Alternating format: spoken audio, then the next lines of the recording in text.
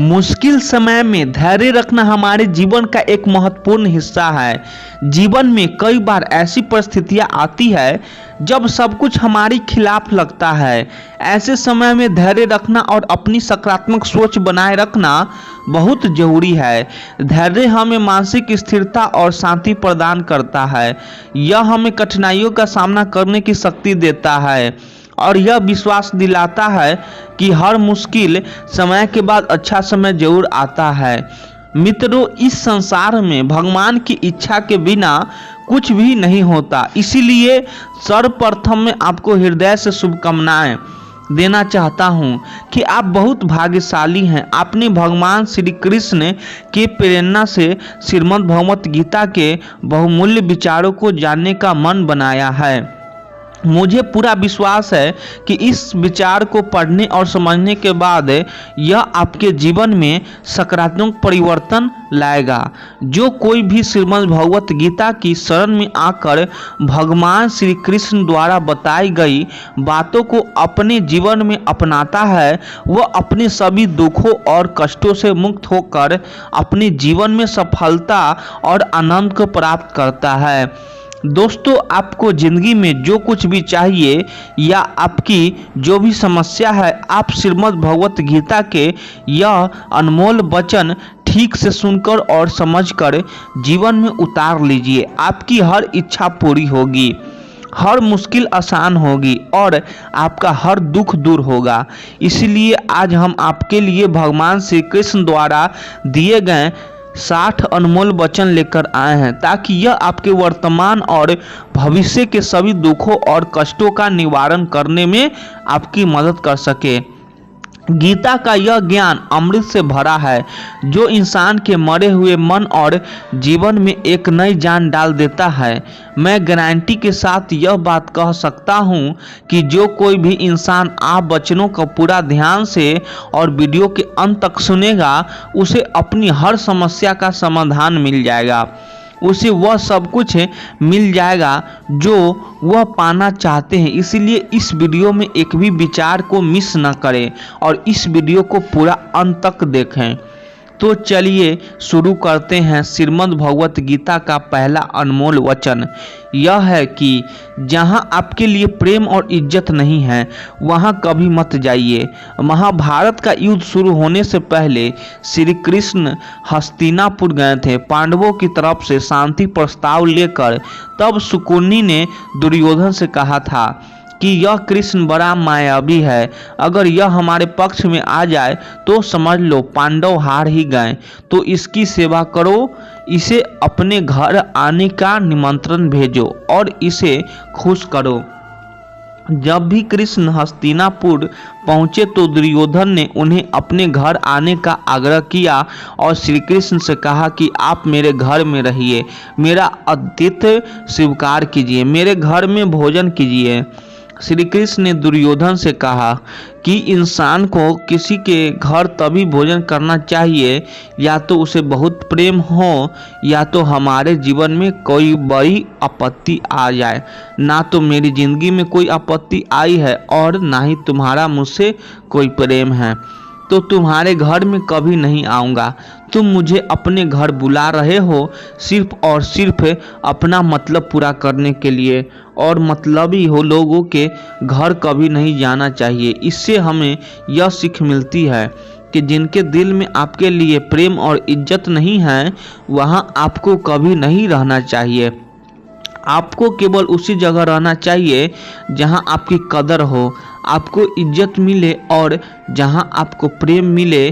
श्रीमद् भगवत गीता का दूसरा अनमोल वचन यह है कि जिस रिश्ते में मर्यादा टूट जाती है, वहां सिर्फ सर्वनाश ही होती है। कोई आपसे बड़ा है या छोटा है, अगर वह रिश्तों में अपनी मर्यादाओं को तोड़ देगा तो वह रिश्ता कभी नहीं टिक सकता। रिश्ता सिर्फ तभी चलता है जब दो लोग एक दूसरे का सम्मान करते हैं, कदर करते हैं और कभी अपनी लिमिट क्रॉस नहीं करते। जिस रिश्ते में कोई लिमिट नहीं है, एक दूसरे की इज्जत नहीं है, वह रिश्ता आज नहीं तो कल खत्म हो जाता है। श्रीमद् भगवत गीता का तीसरा अनमोल वचन यह है कि इस इंसान के दुख का सबसे बड़ा कारण उसका मोह से अज्ञान आता है और जीवन में समस्याएं शुरू होने लगती है। महाभारत में धृतराष्ट्र को दुर्योधन से इतना मोह था कि वह अपने पुत्र को गलत काम करने से भी रोक नहीं सके। धृतराष्ट्र को पुत्र मोह की वजह से धर्म का ज्ञान ही नहीं रहा और अंत में सब कुछ बर्बाद हो गया। महाभारत में श्री कृष्ण ने अर्जुन से कहा था कि जब ज्ञान की धारा बहती है तो सबसे पहले मोह को नष्ट करती है, क्योंकि मोह अज्ञान है। यूनान के सम्राट सिकंदर ने एक दिन एक नागा साधु से कहा कि वह पूरी दुनिया को जीत लेना चाहता है। साधु ने सिकंदर से कहा, यह पूरी दुनिया जीत लेगा फिर क्या करेगा, क्योंकि इसके अलावा दूसरी कोई दुनिया है ही नहीं। यह सुनकर साधु जोर जोर से हंसने लगा। सिकंदर को समझ में नहीं आया और उसने संत से पूछा, आप हंस क्यों रहे हैं? साधु ने कहा, तू दुनिया को जीतने के मोह में बंधा है, लेकिन मेरे पास कुछ भी नहीं है, फिर भी मैं हमेशा खुश रहूंगा, क्योंकि मुझे किसी भी चीज़ का मोह नहीं है। सिकंदर, जो अभी तक दुनिया जीतने के ख्वाब देख रहा था, अब संत की बातों को सुनकर निराश हो गया। वह सोचने लगा कि अगर वह पूरी दुनिया जीत लेगी तो फिर उसे क्या मिलेगा। संत की बातों ने उसे यह एहसास दिलाया कि मोह दुख का कारण है। मोह से जीवन में दुख ही आते हैं। वह घर और परिवार से हो सकता है, सफलता, सुख, सम्मान या फिर दुनिया को जीतने का मोह हो सकता है। जब किसी का मोह सफल हो तो वह दुख लाता है और असफल होने पर भी दुख ही मिलता है। श्री कृष्ण ने भी कहा कि जब कोई मोह त्याग देता है तो उसे मेरी कृपा मिल जाती है। मोह रहित व्यक्ति परम आनंद प्राप्त करता है। इसीलिए हमें मोह का त्याग करना चाहिए और जो हमारे पास है उसे में संतुष्ट रहना चाहिए। श्रीमद् भगवत गीता का चौथा अनमोल वचन यह है कि जो दूसरों के साथ छल करता है उसका अंत बुरा होता है। महाभारत में दुर्योधन और शकुनी ने पांडवों के साथ जीवन भर छल किया, उन्हें धोखा दिया और अंत में दुर्योधन का परिणाम यह हुआ कि उसके दल का हर बड़ा योद्धा छल से मारा गया। खुद दुर्योधन की मृत्यु भी छल से हुई। इससे यह सीख मिलती है कि जो कोई दूसरों को धोखा देता है वह अंत में धोखा खाता है। कर्मों का फल हमेशा मिलता है और जैसे कर्म किया जाता है वैसे ही फल प्राप्त होता है। श्रीमद् भगवत गीता का पांचवा अनमोल वचन यह है कि लोगों में अपना सहारा ढूंढना छोड़ दो। आपके मन की सबसे बड़ी कमजोरी यही होती है कि आप दूसरों में सहारा ढूंढते हैं और यही चीज़ आपको कमज़ोर बना देती है। यही चीज़ आपका खुद पर विश्वास खत्म कर देती है। जो लोग सोचते हैं कि यह तो मेरा सहारा है तो मुश्किल वक्त में मुझे काम आएगा, वही लोग मुश्किल वक्त में सबसे ज़्यादा दुखी और अकेले पड़ जाते हैं। आप ईश्वर को अपना सहारा बनाओ। देखना जब भी कोई मुश्किल आएगी तो वह किसी न किसी रूप में आकर आपकी मदद जरूर करेगी। दुनिया को सहारा मत बनाओ। जो खुद अपने लिए सहारा ढूंढ रहे हैं वे आपका सहारा कैसे बनेंगे? तो अपना सहारा दुनिया को नहीं, ईश्वर को बनाना चाहिए। ईश्वर आपकी सुनता है या नहीं, यह आपकी श्रद्धा, विश्वास और आस्था पर निर्भर करता है। श्रीमद् भगवत गीता का छठा अनमोल वचन यह है कि अपना मन का शांत रखना सीखो, क्योंकि अशांत मन जीवन में सिवाय दुख को आपको कुछ नहीं देने वाला एक शांत मन आपको जीवन में प्रेम और आनंद ही देगा। दुख और सुख सिर्फ शांत और अशांत मन के परिणाम है। अशांत मन दुख को ही जन्म देता है और शांत मन परम आनंद को जन्म देता है। मन में शंकाओं को कभी जन्म ना दो। यह शंकाएं मन में गलत किया के पहाड़ बना देती है, जिससे जीवन का सुख छिन जाता है। तभी श्री कृष्ण कहते हैं कि मनुष्य को अपने मन को वश में रखना चाहिए जो कोई अपने मन को वश में कर लेता है उसका मन उसका मित्र बन जाता है, और जो कोई अपने मन को वश में नहीं रख पाता उसका मन उसका सबसे बड़ा शत्रु बन जाता है। श्रीमद् भगवत गीता का शांतमा अनमोल वचन यह है कि जिंदगी में कभी भी खुद को किसी का जरूरतमंद या मोहताज मत बनाओ, क्योंकि जब तक आप किसी के जरूरतमंद नहीं होते तब तक आपको कोई दुख नहीं पहुंचा सकता, कोई आपका फायदा नहीं उठा सकता। जिस इंसान के आप जरूरतमंद हो जाओगे वह आपका लाभ उठाना शुरू कर देता है। जिस दिन आपने अपने जीवन को किसी का जरूरतमंद बना दिया उसी दिन से आपको उसकी गुलामी करनी पड़ती है। दूसरों की तो छोड़ो, जो लोग अपने नौकरों काम वाली बाई के जरूरतमंद हो जाते हैं वे उनका सब कुछ सहना रहना शुरू कर देते हैं, क्योंकि उन्हें पता होता है कि उनका काम उनके बिना नहीं चल सकता और आपके खुद से उतना काम नहीं कर सकते हैं, और दूसरा कोई आपको मिल नहीं रहा तो वे आपको परेशान करना शुरू कर देते हैं। लेकिन जब उन्हें यह समझ आता है कि आप अपना काम खुद कर सकते हैं या आपको दूसरों हजार विकल्प मिल सकते हैं तो वे चुपचाप अपना काम करेंगे।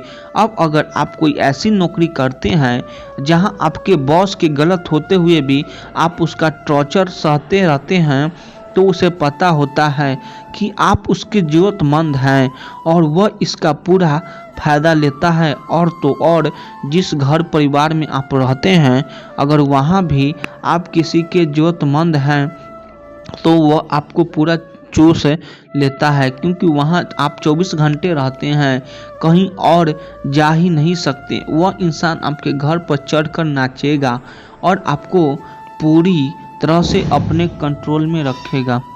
लोगों को बहुत मज़ा आता है अपने से कमज़ोर इंसान को अपने कंट्रोल में रखने में। आप चाहे हजारों के लिए इच्छा करो, चाहे हर वह काम करो जिससे उन्हें खुशी मिले, पर ऐसे लोग आपकी गर्दन को दबा कर रखते हैं। आप में अगर कुछ प्रतिभा है तो आपके पंख ही काट दिए जाएंगे। हर वो कोशिश की जाएगी जिससे आप जिंदगी में कभी आगे ना बढ़ पाओ। किसी का मोहताज होना मर जाने से भी बदतर होता है। आपने कभी गौर किया है कि आपकी ज़िंदगी वही लोग खराब करते हैं जिनके आप ज़रूरतमंद हो जाते हैं। आपका सारा दुख वहीं से आता है जिसके आप ज़रूरतमंद होते हैं। ज़रूरतमंदी सिर्फ शरीर या काम की नहीं होती, सबसे बड़ी ज़रूरतमंदी तो मन की होती है कि ज़िंदगी में कोई हमें चाहिए, हमें संभालने के लिए, नहीं तो हम खुश नहीं रह पाते। अकेलेपन लोगों से झेला नहीं जाता। फिर कई बार आप ऐसे लोगों से जुड़ जाते हैं जो आपकी इस मन की ज़रूरतमंदी का पूरा फ़ायदा उठाते हैं। आप उनसे रिश्ता इसीलिए जोड़ते हैं ताकि आपकी ज़िंदगी में थोड़ी खुशी आए, और वे लोग आपको खून के आंसू रुलाते हैं, आपकी पूरी ज़िंदगी नर्क बना देते हैं। याद रखना एक बात है, माँ बाप के अलावा ऐसा दुनिया में आज तक कोई पैदा नहीं हुआ है कि आप जिसके ज़रूरतमंद बने और वो आपका फ़ायदा न उठाए। इसीलिए ज़िंदगी में कभी भी खुद को किसी का ज़रूरतमंद या मोहताज मत बनाना। श्रीमद् भगवत गीता का 8वां अनमोल वचन यह है कि अपनी खुशी और अपना दुख हर किसी के आगे जाहिर नहीं करना चाहिए, क्योंकि लोग आपकी खुशी पर नज़र लगा देते हैं और आपके दुख में आपकी हंसी उड़ाने लगते हैं। आपकी खुशी से कोई खुश नहीं होता, लोगों को जलन होती है। इसीलिए कहा जाता है कि हर वक्त आंसू आंख मिलाया करो, हर जख्म सबको दिखाया ना करो। यहाँ लोग हाथ में नमक लिए फिरते हैं, इसीलिए अपने हर दर्द सबको दिखाया ना करो। लोग तो बैठे ही हैं दुखी इंसान को और दुखी करने के लिए, और जो खुश हैं उसे तकलीफ पहुंचाने के लिए। अपने मन की हालात अपने तक ही रखो, सिर्फ उसे बताओ जो उसे समझने की समझ रखता है। दोस्तों, इससे पहले कि हम नमाज पर जाएं, आपसे विनती है कि अगर आपको इस वीडियो से कुछ भी सीखने को मिल रहा है तो इस वीडियो को लाइक कर दीजिए, और अगर आप इस चैनल पर पहली बार आए हैं तो चैनल को सब्सक्राइब कर लीजिए। तो चलिए आगे बढ़ते हैं। श्रीमद् भगवत गीता का 9वां अनमोल वचन यह है कि जीवन में जो कुछ भी होता है वह अंततः अच्छे के लिए होता है, चाहे वह वर्तमान हो, भविष्य हो या अतीत हो। हालांकि यह शिक्षा सुनने में सरल लगती है, लेकिन इसे समझना और स्वीकार करना बहुत कठिन होता है, खासकर जब जीवन में किसी प्रकार का दुख, कष्ट या अन्याय हमारे सामने खड़ा होता है। उस समय हमें पूरी दुनिया ही गलत और मतलब लगने लगती है और यह विश्वास करना कठिन हो जाता है कि जो हो रहा है वह हमारे भले के लिए हो रहा है। जब जीवन में किसी अपने से हम चोट पहुंचते हैं या हमारे साथ कुछ अनुचित होता है तो हमें लगता है कि हमारी दुनिया टूट गई है, परंतु सच यह है कि यही कष्ट हमें और भी अधिक मजबूत और लायक बनाती है। यह कठिनाइयाँ हमें जीवन के सत्य से रूबरू कराती है और हमें यह दिखाती है कि कौन हमारा सच्चा मित्र है और कौन नहीं। यह स्थिति उस बच्चे की तरह होती है जिसे उसका माँ कड़वी दवाई पिलाती है। बच्चे को वह दवाई बिल्कुल पसंद नहीं आती, लेकिन वही दवा उसकी बीमारी को ख़त्म करती है।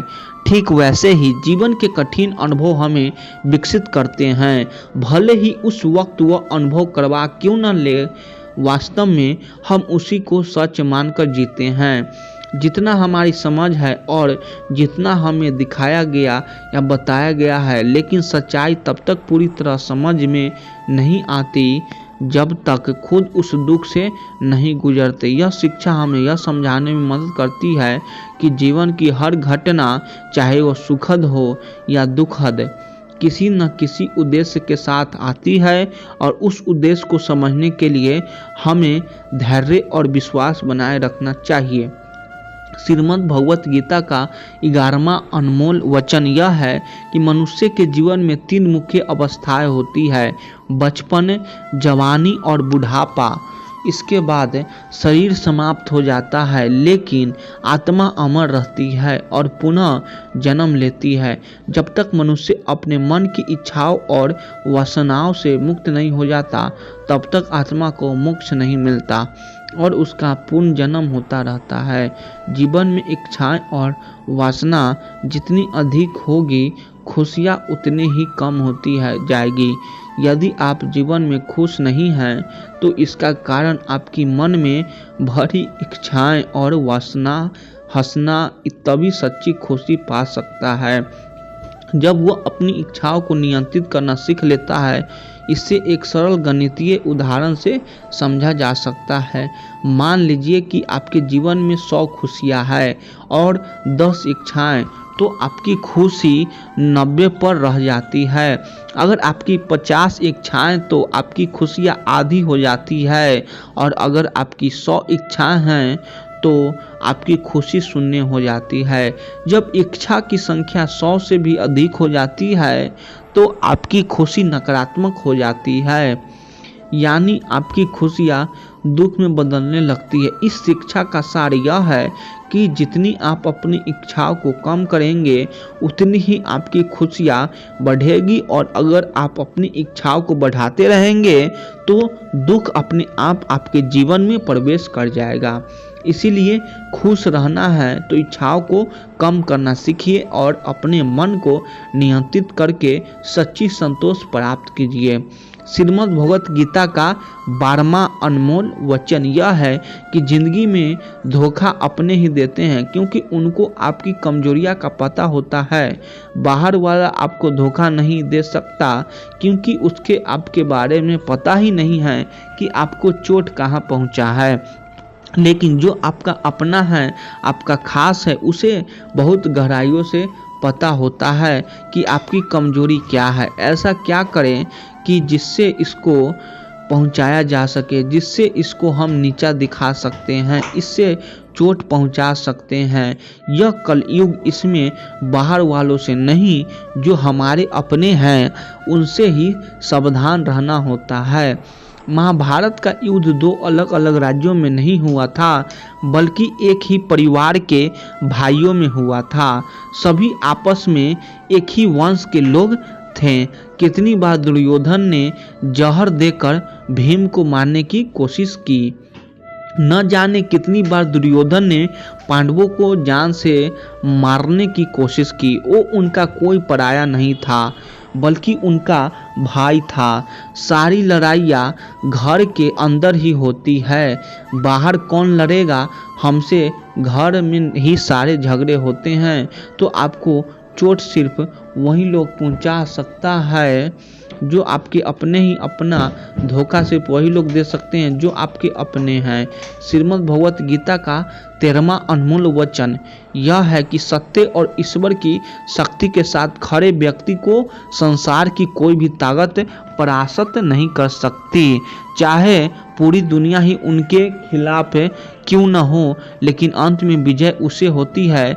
गीता में कुल 700 श्लोक और 18 अध्याय है, और इसका अंतिम श्लोक यह कहता है कि जहाँ योगेश्वर कृष्ण और धनुधर अर्जुन हैं, वहीं विजय समृद्धि नीति और दृढ़ संकल्प है। धृतराष्ट्र बार संजय से पूछते थे कि युद्ध में कौन जीत रहा है और कौन हार रहा है, क्योंकि उनका विश्वास था कि उनके पक्ष में भीष्म पितामह, गुरु द्रोणाचार्य और कर्ण जैसे महाआवी खड़े हैं। उन्हें लगता था कि ऐसी शक्ति के साथ उनकी हार संभव नहीं है।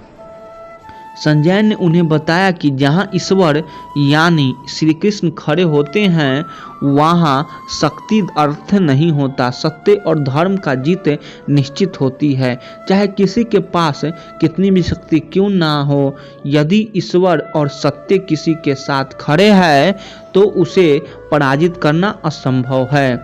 श्रीमद् भगवत गीता का 14वां अनमोल वचन यह है कि कभी मत सोचिए कि आत्मा के लिए कुछ भी असंभव है। ऐसा सोचना सबसे बड़ा अधर्म है। यह कहना है कि तुम निर्मल हो या स्वयं के प्रति सबसे बड़ा पाप है।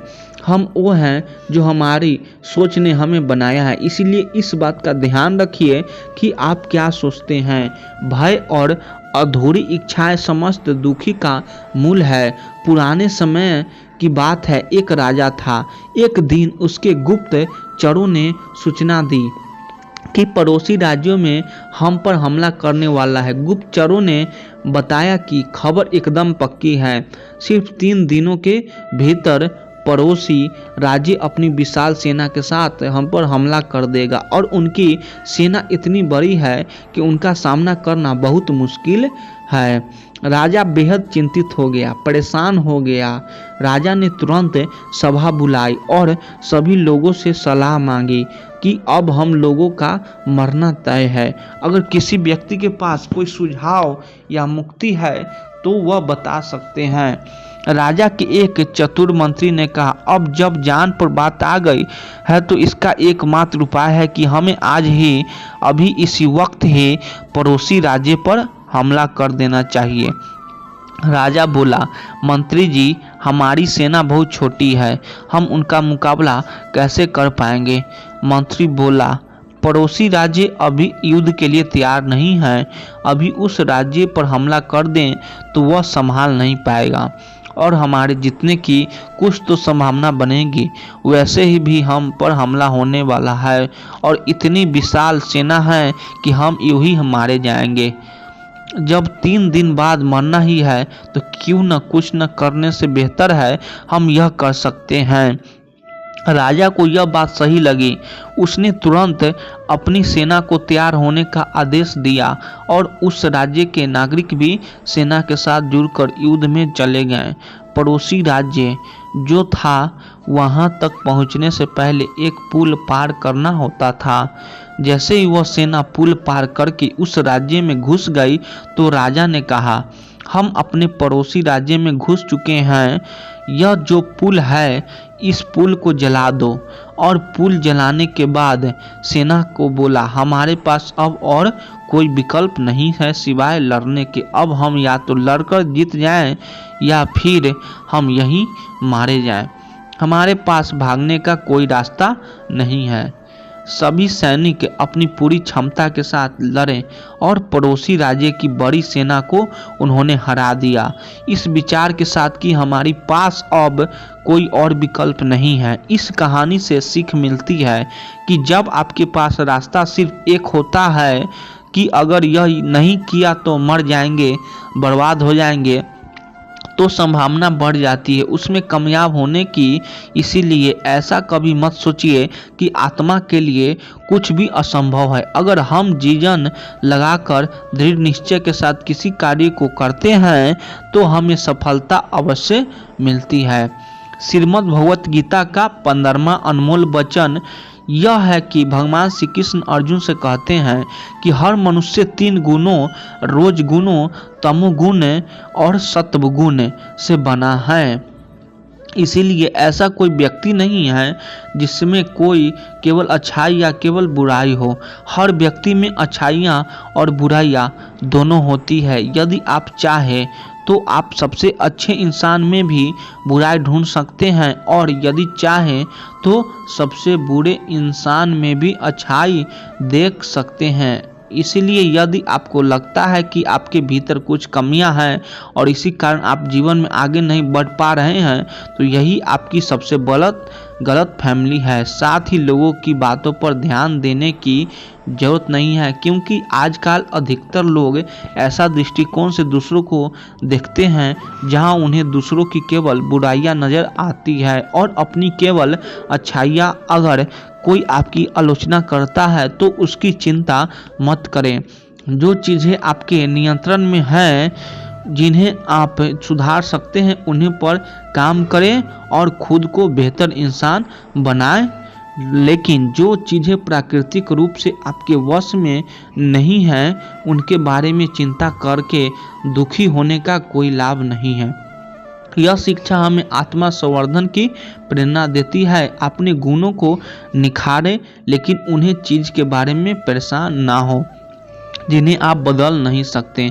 अपनी कमजोरियां को स्वीकार करके ही आप एक मजबूत और सशक्त व्यक्ति बन सकते हैं। श्रीमद् भगवत गीता का 6वां अनमोल वचन यह है कि वह इंसान जिंदगी में सफल माना जाएगा।